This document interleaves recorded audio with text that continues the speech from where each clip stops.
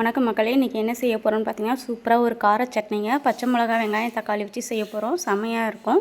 கண்டிப்பாக நீங்களும் ஒரு முறை செஞ்சு பாருங்கள். கடாயை வச்சு எண்ணெய் ஊற்றிக்கங்க. எண்ணெய் காஞ்சதுக்கப்புறமா கடலைப்பருப்பு, உளுத்தம்பருப்பு, பச்சை மிளகா சேர்த்து நல்லா வதக்கிக்கங்க. உங்களுக்கு காரம் எந்த அளவுக்கு தேவையோ அந்த அளவுக்கு பச்சை மிளகா சேர்த்துக்குங்க. நீங்கள் பச்சை மிளகா இல்லைனாலும் காஞ்ச மிளகா கூட சேர்த்து அரைக்கலாங்க. ஆனால் பச்சை மிளகா வச்சா அது தனியாக ஃப்ளேவர் வேறு மாதிரி கிடைக்கும்.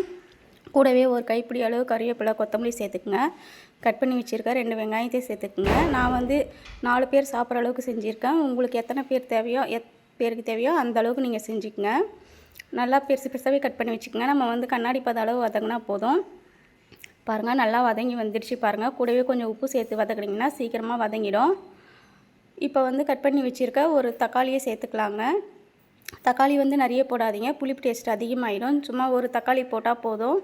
புளிலாம் எதுவும் சேர்க்கவே தேவையில்லைங்க. தக்காளியோட புளிப்பே போதும், கரெக்டாக இருக்கும். பாருங்கள், நான் ஒரு தக்காளி தான் போட்டிருக்கேன். நல்லா வதக்கி விட்டுக்குங்க. கொஞ்சம் நேரம் ஆற வச்சிடலாங்க. நல்லா வதங்கிடுச்சு. கொஞ்சம் நேரம் ஆறினதுக்கப்புறமா நம்ம மிக்ஸி ஜாரில் போட்டு கொஞ்சம் கொரகொரப்பாக எடுத்து வச்சுக்கலாம். இந்த சட்னி வந்து கொஞ்சம் கொரகொரப்பாக அரைச்சதாங்க நல்லாயிருக்கும்.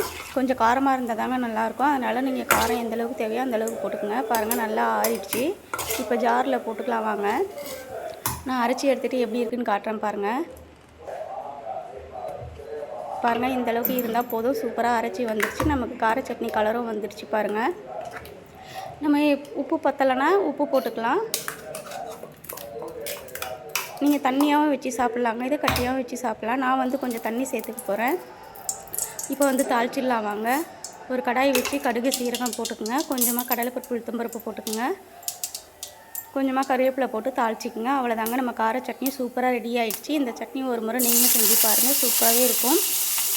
இந்த வீடியோ உங்களுக்கு பிடிச்சிருந்துச்சுன்னா கட்ரூஸ் வைப்போம் சேனலை லைக் பண்ணுங்கள், ஷேர் பண்ணுங்கள், கமெண்ட் பண்ணுங்கள், சப்ஸ்கிரைப் பண்ணுங்கள்.